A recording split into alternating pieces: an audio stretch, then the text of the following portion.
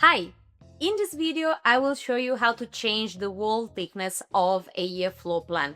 You simply have to select a project, you then select a floor, and here on the right side, you see that there is the info section already open.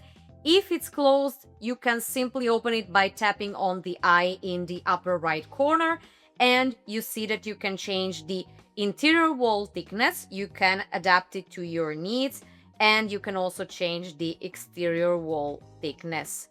Little additional note at this point, because I know that you guys will ask if it's possible to change the wall thickness of a single wall. It's not possible yet, but I'm gonna leave the link down here where you can upvote the feature request, so you will be automatically notified once we release this feature. We are working on it, so it's gonna be released at some point. I hope you enjoyed this video, and I'll see you in the next one. Bye!